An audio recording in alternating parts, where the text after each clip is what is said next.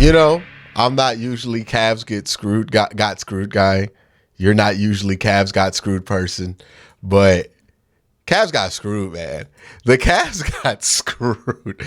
I don't understand how. I can understand if that doesn't get called on the floor.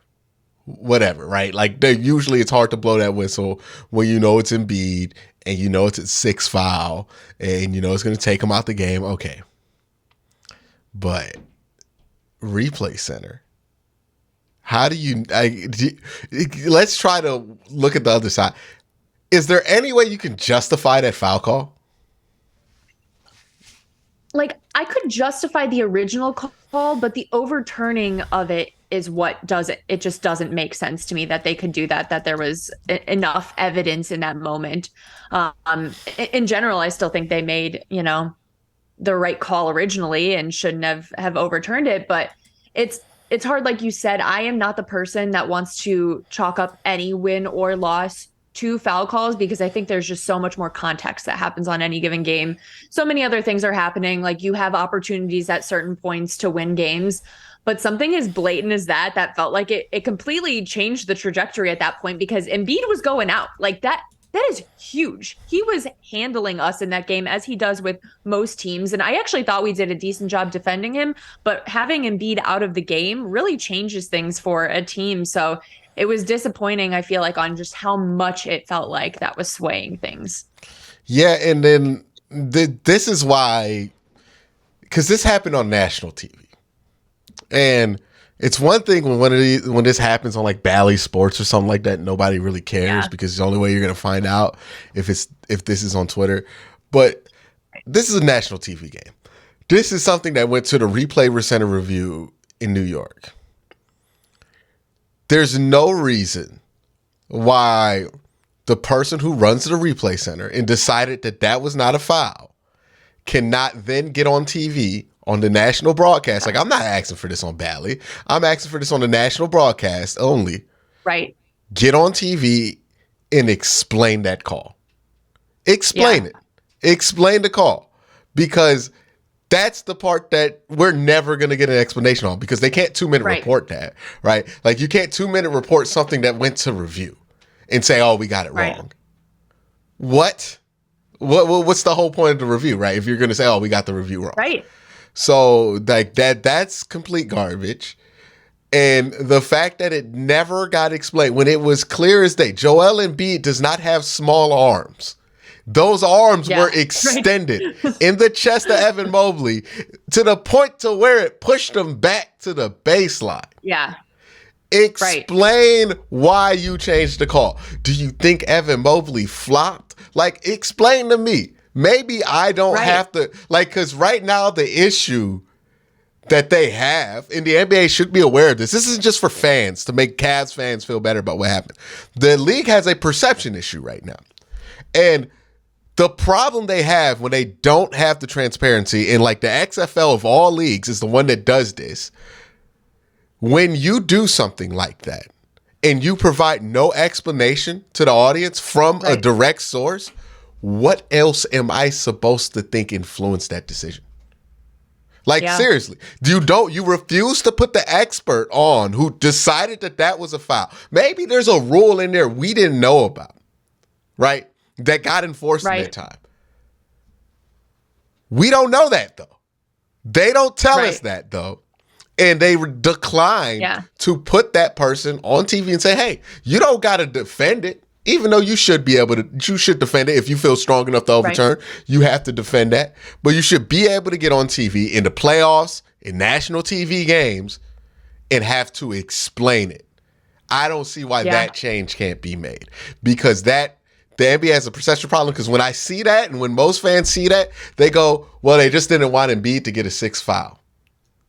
They didn't want Embiid to come out the game. Exactly. Oh, this is rigged. That's what you're going to feed into when you don't give people the explanation. It's a problem the NFL has. It's a problem the NBA has.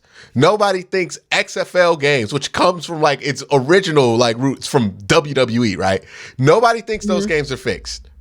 Everybody feels like the NBA is fixed at some point. Everybody feels like the NFL has some element of rigging in it, right? Like, All of these things have happened. And then we get to the NBA.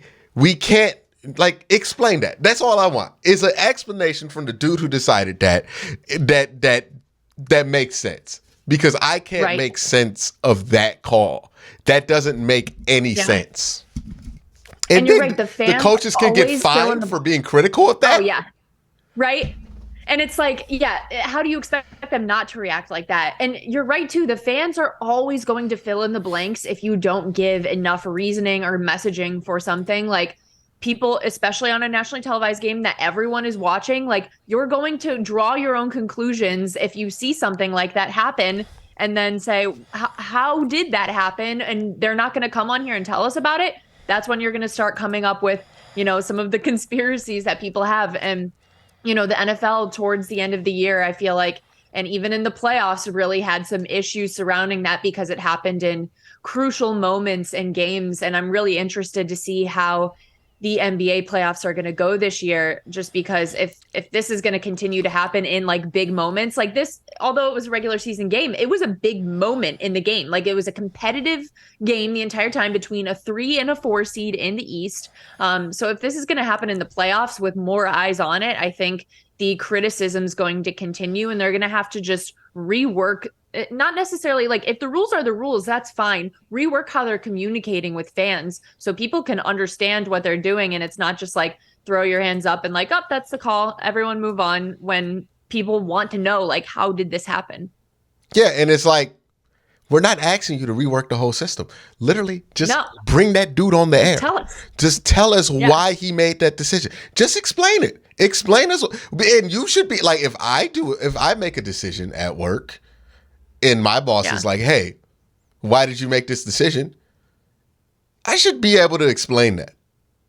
Right. And without like it being everybody else in this country has to do that. Everyone. Why do the refs think they're excused from it? You have someone you answer to. And in this case, they answer to the fans. Like, that's who you answer to. And I get it. Like, I cover the NFL. I cover the NBA. I don't know how every rule is implemented in every single situation. It's impossible to know. That's not my job to know, right? But that's also, like, the fans don't know either. So there's a lot of misconceptions out there. A lot of fans think, oh, this should be a foul when this happens, and that should be a foul when that happens. Well, you know how you clear that up? You say, you get the person who made the call, come up there and be like, hey, this is the replay center. Yeah, see, and within the last 2 minutes, this is rule. You can't palm or whatever. But no, I got to hear that from some dude on Twitter with like no Twitter like thing about this rule. Everything is like, get out of here. Get out of here. This is not a good way to do it. And I don't care if Philly fans are like, oh, this is sour grapes because imagine, and look, Philly fans, you know this could happen to you. You're the Philadelphia 76ers. You're the team that got like double bounced by Kawhi Leonard. Being unfortunate in the playoffs when you have James Harden on your roster, it's not like something that's outside the realm of possibility. And it's like, this could happen to you in a playoff game, and you would burn down the city if it happened to you. So don't act like this is sour grapes. So mad. Yeah, and I'm not even acting as if the Cavs would have won that game. But what I do want to know is, why was that call held on the floor? Why was that? Why was that challenged and overturned? Because I don't even think Doc Rivers thought that would get overturned, because that's just what you do when your star gets 6 fouls. You got to challenge it. It's a custom, right? Like, that's just what you do. You got to challenge it just in case you get lucky. And the fact that that's a custom is a part of the problem, because maybe now fans are going to think, well, they're going to do it because the NBA is going to bail them out if their star gets the 6th foul. That's why they challenge it. Now this looks like complete BS. Yeah.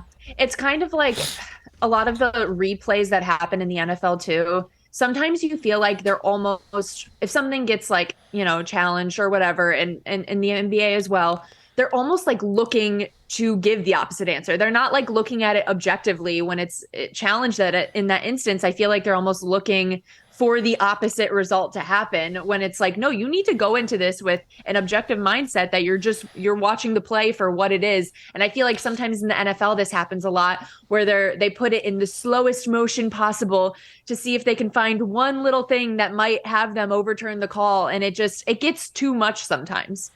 Yeah, I also think like you can't slow it down, and like if you can't see the penalty in real time, it's not a penalty, right? Like I think the technology of it has made this so like we spend too much time. Like the reason we spend too much is because we're like, okay, if somebody got their feet in bounds, okay, that's important, right, for a catch. Yeah. Feet in bounds, you can slow it down. But if we're talking about OPI or DPI, we can't be slowing it down. And in the NBA, if we're talking about a push off, that's clear as day. That's a push off. Right. You can't slow it down and tell me, oh, that's not. And here's also the other issue the NBA and the NFL has with this, and why so many people don't trust the league, is because they don't have transparency. And it's up to whoever's in the booth who does not work for the NFL, one, two, does not know the rule book, right? And they're going to be seen as the ultimate authority, right? I don't know how many times somebody has said something flat wrong on the broadcast and I correct it in the thing, because somebody's like, well, Quincy, they said it in the broadcast. Well, it's wrong. Like, it was a wrong thing that Jay Feely said in the broadcast, right? Like, they say wrong stuff all the time. That's fine. But they're not the authority on what happened in that game. But since we have nobody else to act as that authority, that's who we're defaulting to. So if one of those guys in the booth have a bad opinion about a foul, that's how people are going to feel about the foul. Like, this protects you as a league to have more transparency, to have your guys come up there, and you have the money to do it. The NBA is not a mom and pop organization. The NFL, not a mom and pop organization. You have the money. I'm not asking to change wholesale. Just get the person who reviews it. In the NFL, they need a replay center. And they need like 40 of them so they can have it for every game and have somebody on there, right? It works with the XFL. It should work with the NBA. It's not, you know, Dean Blandino is a great television host and all that, but like he's not like a special person in the terms of he's able to explain why he made a decision. Okay? They need to explain it. If NBA and NFL officials cannot explain why they made a call without getting defensive about it, then they don't need to be referees. Because being objective means being objective. It doesn't just include those two teams. It's your team too, right? You can't be like, well, my guy's the referee and disinclude yourself from that objective conversation, because all too often that's what I see from referees is they get biased towards other referees. Oh, you made that call? Well, you're my guy. I'm going to give you the benefit of the doubt instead of being objective about it. Being objective means that. Being objective. But all too often we're playing sides, and the people who are supposed to be on the side of being objective are actually on a team with the other people not being objective. Like, it's not that they're picking one side or the other, they're picking they're picking their coworkers over the benefit of the doubt, or they're picking their coworkers over just like, hey, this is what should happen. And that's a clear example of it. You maybe don't have as much of a mess as somebody explains that call on television, whether fans are right or wrong. I'm not a ref. I don't know. But I know that looks like BS. It sounds like BS, right? JB don't know, right? And then the only way he gets an explanation is somebody whispers in his ear third hand of what he heard from this guy and that. How is that an acceptable line of communication for something as critical as officiating in the NBA? Right. Well, yeah. And everyone knows that officiating is a hard job. Nobody's saying like it's easy to get every single call perfect in the moment and, you know, all of the things that go into it. Like, we all understand that it's a really hard job. It's like you have been saying, the communication aspect and the understanding of things and why things happen the way they did, that's just totally lacking, especially in the NBA. It feels like this year more than ever, it's been such a disconnect. And look, we should have honestly known that was going to be how the game was going to go when within the first, 15 seconds of the game, Joel Embiid is on the line twice shooting free throws. It was like immediately to start the game, 2 fouls, boom, Embiid's on the line. I was just like, oh yeah, this is going to be one of those nights that it's not working for us. And it feels like the Cavs have so many of those nights recently. Like, it just feels like the Cavs are having so many of those nights where it's like, why is that not getting called? I don't know how many times I see like Evan Mobley get ran into and the foul gets called on Evan Mobley as if he's the instigator on the contact. Like, the rule. He rarely is. He's like the least instigating person ever. It makes no sense why this is happening and why that happened last night. And we could talk about all the other calls we feel like the Cavs haven't gotten, but that call not being explained, no, you got to go out your way to explain stuff like that. Honestly, any replay decision that goes to the NBA Replay Center has to be explained by somebody in the replay center. Whether it's good or bad, whether it's obvious or not, explain it, because this is the problem that we have. We don't know why these calls are being made. We have made so many rules for sports, and for so many good reasons we have these rules, right? But if we're going to have these rules, it's one thing to not be transparent when there's 7 rules. It's another thing to not be transparent when there's 700 rules, right? I can be expected to know 7 rules as a fan, right? That's not crazy. I cannot be expected to know an encyclopedia this thick that is the NBA and NFL rule book, and then just be like, oh, well, I guess it's in the rules. I'm giving you. No, you have to explain it at that point. You want these leagues to be that big, you got to explain those foul calls. There's really no in between in that conversation. I'm honestly offering a middle ground. This isn't even the extreme side of the other side of the argument. Like, that is the bare minimum that you could do, is explain why you're making these terrible calls, because at least we'll have that. Right. I feel like this whole season I was chalking up a lot of the officiating in our games to the fact that, like, we don't have I guess Donovan is our biggest star now, but he's not really a star that like gets calls, you know? He's not someone like the refs are really looking out for. And we have such a young group that I was kind of like, the refs just haven't like given any of our guys that like nod to being a true all-star that they're going to give calls to. So I've kind of brushed off a lot this season, I feel like, just to attesting it to that. But now I don't know, as the season goes on and then something like last night happens, it's really frustrating to watch. And I'm sure other teams have complaints too. Like, I don't watch every single other NBA game and know, you know, what teams feel like they've been slighted more, but it definitely is frustrating when it feels like there's a pattern. Yeah, it's super frustrating. Now, Karis LeVert, he played well last night. Well, how you been feeling about Karis? Do you think he's coming into his own at the right time? I think this is the perfect time for him to come into his own. We have 10 games left in the season now. And in the last 4 games, I was looking at his numbers. He's put up 16, 15, 22, and 24, which is exactly what you want to be seeing from Karis. I think for a while this season, most of his stat lines came out as like 7, 8, 9 points a game, like single digits, upper single digits, which was fine. But it was like, you are paying Karis for more than this. You need more from him off the bench. I mean, he had moments at certain points in the season in the starting lineup, but obviously has mostly been a guy coming off the bench.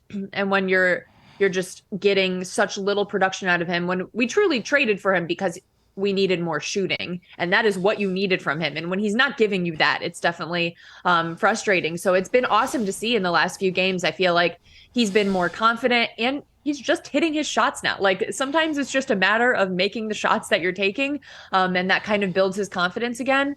So I think this is the perfect time to be seeing that from him. I think if he can continue at this rate into the playoffs, like, that will make us a much more dangerous team, because our biggest concern that we've talked about most of the season is when Darius or Donovan has to come out, what is your shooting going to look like? That has been one of the number one concerns. So if Karis continues at this rate and can bring some good shooting when one of those guys has to come out, I think that helps the Cavs in so many of the matchups they're going to have in the playoffs. Definitely. And right now, like, my biggest concern going into playoffs at this point is like Darius and Donovan seem like they're slumping at the same time. And they are. Yeah. And Donovan's been slumping for a little bit here, and he keeps getting like small injuries here and there. And it's like, I almost want to like, just like, let's clinch not getting into play in and just like sit him. Like, you know what I mean? I know. Because we need him at his best. Yeah, because like you might get through New York with Donovan Mitchell playing at the level that he is, but you're not getting through the second round with that, and that's my biggest concern. Is like, hey, we need Donovan to play better. Maybe he's holding back stuff for the playoffs. Maybe they're now the Cavs are in a better spot than last year. They already have just as many wins going into the last 10 games as they did last year. It seems like the East is kind of taking its final form. Milwaukee, number 1 seed, that seems like it's going to stick. They're up, 2.5 games on the Celtics. So I don't see that one going anywhere, especially Boston hasn't been as hot as it was early in the season. 48-22 is Boston in 2 seed. That's pretty firm. And then you have Philly 46-22. They're probably staying there. The Cavs are probably staying at the 4 seed. They're 3 games up on the Knicks, I believe. Yeah, 2.5 up on the Knicks and the Brooklyn Nets. Well, 2.5 up on the Knicks, 3 games up on the Nets. So there's that there at 44-28. New York and Brooklyn look like they could swap spots at any moment here. Yeah. Who do you prefer out of the two? God, it's so hard. I feel like I want Brooklyn more still in this moment. I don't know, because the Knicks have obviously, they've come a little bit more down to earth, but they had their run for a little bit that concerned me a little bit. I feel like Brooklyn would be a better matchup, but I don't know. The one other like thing with the Knicks that just makes me a little bit nervous is having to play in Madison Square Garden. I know for such a young group, I feel like in a playoff atmosphere in there, I just feel like it could get to their head a little bit playing in that arena. Like I'm sure the crowd in Brooklyn will also be crazy, but something about MSG and young players, I feel like it's the name, like they get nervous about it. So I feel like that's just like an added factor that doesn't have to do with, the actual players and play on the court. Yeah, see, I think the exact opposite, because if you give Donovan Mitchell a big game in New York City, he's probably going to put up 50 or 40 once or twice. That'd be nice. And I think Donovan Mitchell makes the difference there because, like, I think last year you saw a lot of guys get nervous because it felt like for everybody, since it felt like a group effort team, it was on them. For this team, the pecking order is clear. Donovan Mitchell's the number 1 guy on the pecking order. So as long as he's performing, we got nothing to worry about, right? Like, I think that's kind of going to be a shift in mindset where it's like, hey, we had young players in LeBron's teams. It never really mattered. Nobody really crumbled in that era just because it wasn't on them. It was on LeBron. LeBron's been there before, right? I think for this team, yes, they're young, but it's not on all of them. Like Evan Mobley's not going to have to carry and think, I got to score 30 for us to win. Neither is Jared Allen. Neither is neither is Darius Garland. Like that's going to be the pressure that's on Donovan Mitchell. And he's been in that situation plenty of times before. His rookie year, the year after that, 2019, 2020, he's been in these situations before. So I think they'll be fine there. I don't really have a preference between the two. Like, I think New York's the better team than Brooklyn. So I would prefer Brooklyn. But honestly, if I'm going for entertainment value, I want the Knicks. I don't think either of them are really a threat to the Cavs because the Cavs have the best player on the floor against those two teams, right? Where I don't think the Brooklyn for sure does not have anybody that's better than Donovan Mitchell. New York doesn't have anybody that's better than Donovan Mitchell. And I can argue they probably don't have anybody that's better than Darius Garland, both those teams. So I feel like we have the brighter stars in that situation just to overpower them if need be. And also, I don't think Mitchell Robinson might provide a little bit of an issue for the Cavs there on the inside. I don't think Brooklyn has the strength on the interior to do anything. Like I think Brooklyn would probably be the easier series, but there is a stark difference between that Brooklyn arena and the Garden because the Garden gets crazy. Oh, yeah. Brooklyn's arena does not. Well, and I feel like the whole Donovan Mitchell storyline too, which, oh God, if we have a series against the Knicks, we should play a drinking game for how many times they bring up that Donovan Mitchell was almost going to be on the Knicks. Because every time we played them this season, it comes up 30 times a game. And I feel like it's just going to overpower, which is kind of sad because it's like, it's like been a year now. Like, let's move on. We don't need the storyline anymore. He's ours. Okay. let's just be happy with it. Now I want to look at the play-in tournament right now. It's Miami and maybe Brooklyn can fall into the play-in, but right now it's Miami, Atlanta, Toronto, and Washington. That's an interesting play, right? But I think Miami probably wins out that 7. I think Atlanta, I think that's going to hold 7, 8, 9, 7, 8. Let's look at this Western Conference play-in tournament. This is insane. I don't want to be the 2 seed. Like Sacramento's the 2 seed right now. And what? Crazy. It's Minnesota versus Dallas. Right, so whoever loses that game plays the 9-8 game. OKC versus the Lakers. I would assume the Lakers would win that one. So I think so too. And I think Dallas is probably going to win that first play-in game, right? So I think Dallas is going to get the 7th seed. And then you get Minnesota versus the Lakers. It's probably going to be Bron. And then 1-8. Like, this is a nightmare for those 2 teams because nobody believes in those 2 teams, right? Like, Denver, yes, Jokic is a 3-time MVP, but they don't fear him in the playoffs like they fear Giannis. Like, that's not what that is over there.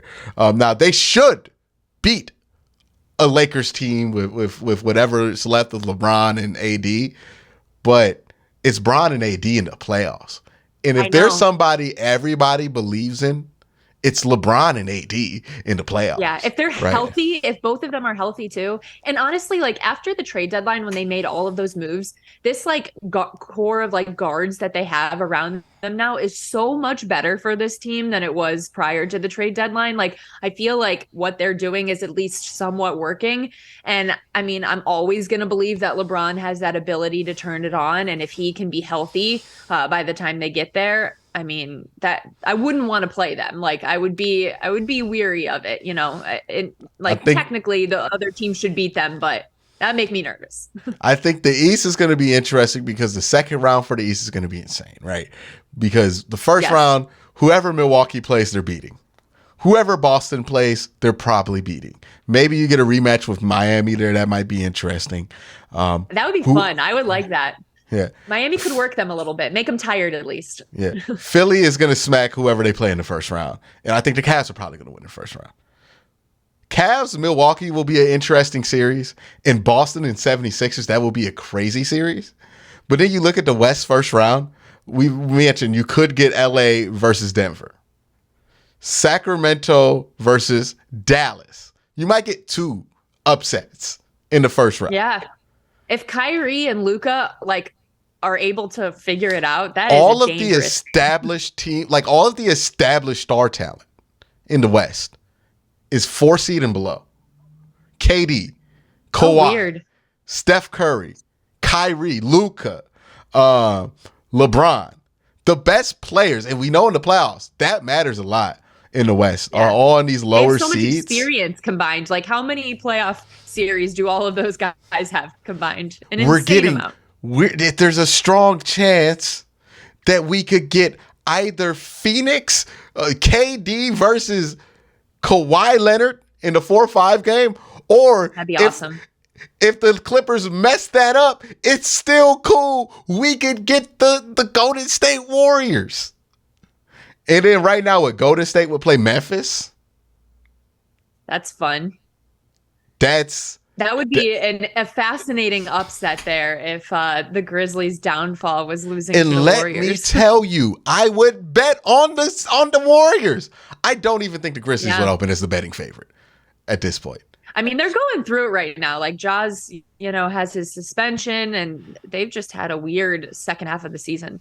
Yeah, I wouldn't be surprised if they aren't the betting favorite in their own first round home series. Like, I just wouldn't be surprised. Yeah, how can you bet against them? They do incredible things even when they have off years, in the regular season. Here's the underrated thing. The Golden State Warriors are old, but they hate Memphis. And I don't know if y'all been around a lot of old people. Don't nobody go harder than an old person who don't like how that specific young dude be kicking it, right? Like that they are gonna play like they are the old dudes on the block that really don't like how the Memphis Grizzlies embody everything that the Golden State Warriors hate about the modern NBA. Everything. Yes. They are going to play so hard to beat them. They will get swept in the round after that by any real team that they play. But I feel like promise the Memphis Grizzlies they don't want that in the first round. Yeah. Wasn't Ja tweeting like I feel like he was like talking shit to the Warriors last season. It was the whole Grizzlies were talking about them. Even after they lost in the playoffs to them. Like they were the ones that were talking about strength in numbers and all of that. Like they were those dudes, those old dudes in Golden State, they hate how you kick it. And I'm just going to tell you, that there is the old dude that hates how specifically you kick it. That's the last dude you want to do anything with in a competition, because that man will squeeze out every piece of youth in his soul to beat you. And the Warriors will look like 2016 for one round just to beat them. If I were a betting man, that'd be the lock of the week. The lock of the week. That would be this is making me like so excited for the playoffs. I know we still have 10 games left, but I feel like those last few games become kind of irrelevant once the standings are set. And it feels like we were saying, we're separated by a couple games in between each team. It feels like for the most part, things aren't going to change. I'm just ready for the playoffs. It's going to be every series. I feel like it's just going to be so much fun because there's so many more than ever in the NBA. There's just so many good teams. Like before it was like, there were like 2 to 3 like great teams where it was like, these are the teams that are going to go the distance every year. Cavs and Warriors, like all those years, that was the plan. Now there's like such a large handful of like really good teams where I can't even predict what's going to happen in any given series because of how the talent is just dispersed so well across the league right now.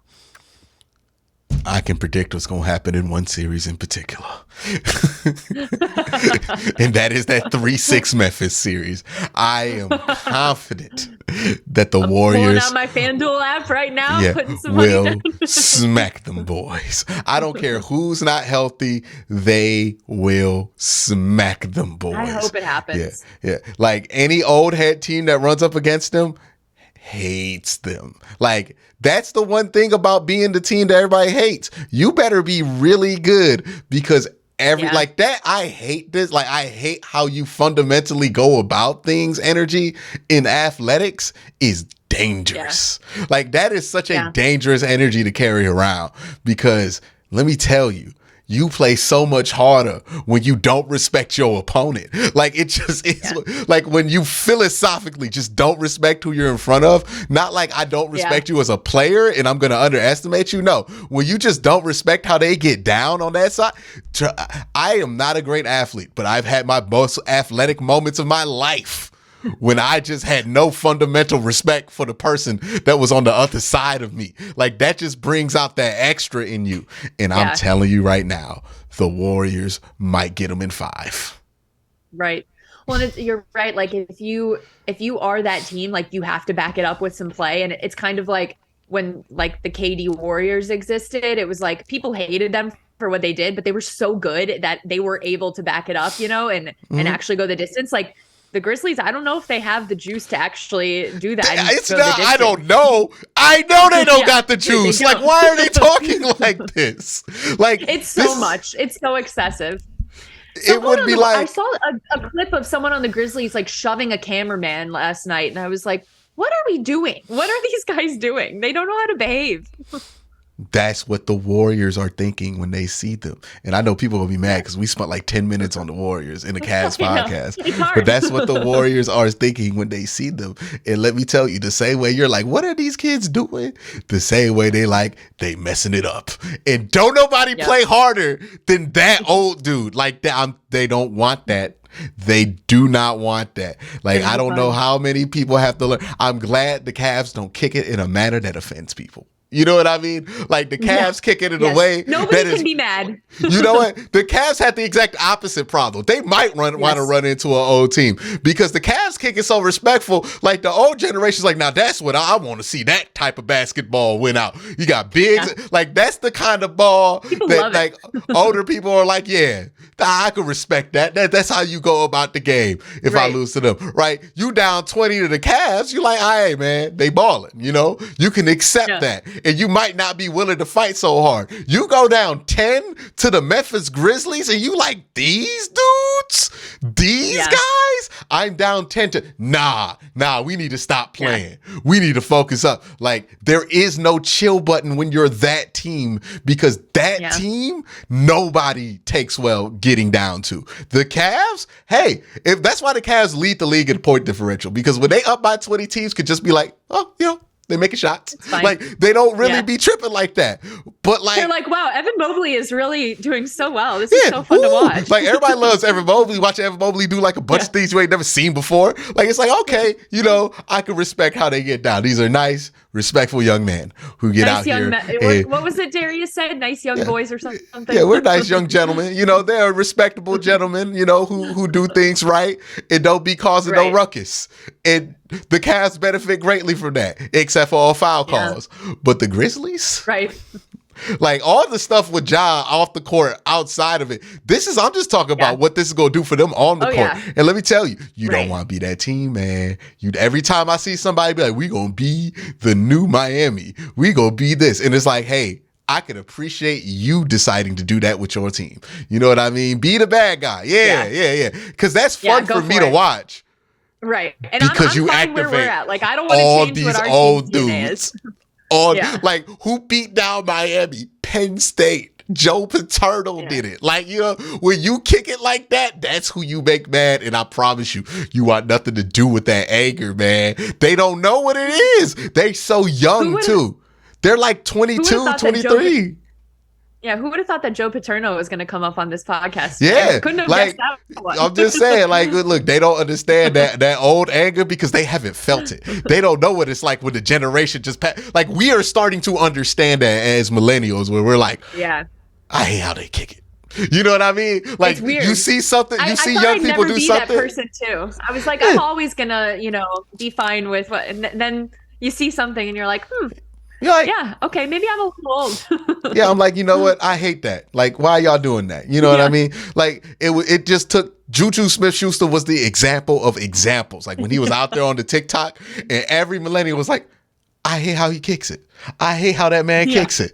I absolutely hate how that dude kicks it as a football player. And what did dudes like Von Bell do? They absolutely made it their mission to hit that man as hard as possible because they could not stand how he kicks it. Like, that is just that you don't want that problem.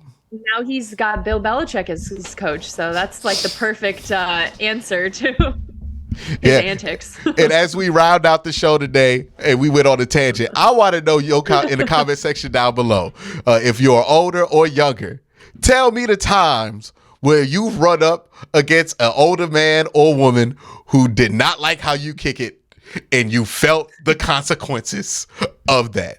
I know I've had my run-ins. Let me know your run-ins in the comment section below. For Ab, I'm Quincy. Make sure you check out Ab on Just a Girl from Cleveland podcast, where she talks about Ohio State. They didn't no way Ohio State made the tournament, right? Like, no shot. They were not in it. Nope. They did well in the Big Ten tournament and felt like something was maybe going to click, and then they lost. But, it is what it is. Now they in the NIT. If they get Bronny, maybe that'll change. I'm still like, manifesting the Bronny to Ohio State. We'll see. Good luck there for Ohio State basketball, but Ohio State football, y'all got spring going on. She's covering that. The Guardians feels about time for baseball to come back. Make sure you check out some of that. And make sure you check out everything else she does. Browns Digest. All of her links are in her Twitter. Her Twitter is @Abby_Mueller. And also, did y'all know Abby could dunk on a 10-foot hoop? I didn't know. I've seen it. I've seen a video. She doesn't like to share it publicly. I've seen the video. She windmilled. She did the Vince Carter and everything. So Ab, noted dunker. So watch out. I just didn't want to embarrass everyone else. So no one will see the video. I don't want to, make anyone feel bad or embarrass anyone. Yeah. But it's out there. It's out there. If you thought Mac McClung was something, wait till Ab gets into the dunk contest. Wait till Ab gets in there. But thank you guys for watching. Everybody have a great day. Have an even better night.